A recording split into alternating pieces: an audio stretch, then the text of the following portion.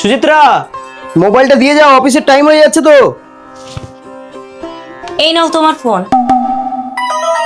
আচ্ছা, তোমার মাইনে কত? কি অসুবিধা হচ্ছে তোমার? না না, কোনো অসুবিধা হচ্ছে না, এমনি জিজ্ঞাসা করছিলাম। বলো না গো, তোমার মাইনে কত? 20,000 টাকা। মাত্র 20,000 টাকা?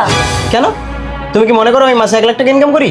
না না, তা বলছি না, বলছি এর থেকে বেশি টাকা ইনকাম করা যায় না? দেখো, পার্সোনাল কোম্পানিতে ইচ্ছে মতো ইনকাম করা যায় না।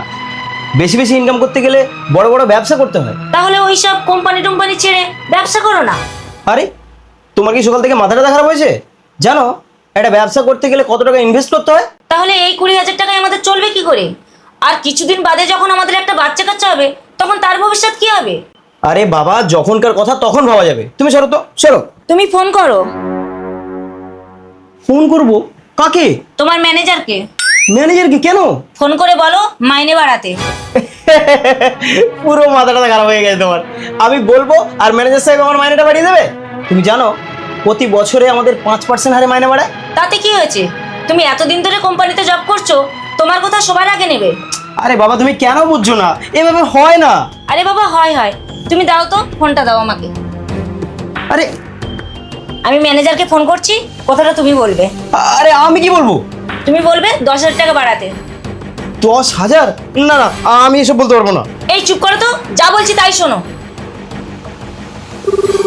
এই নাও, কথা বলো। হ্যালো ম্যানেজার সাহেব, হ্যাঁ আমি অনিত বলছিলাম। হ্যাঁ বলুন।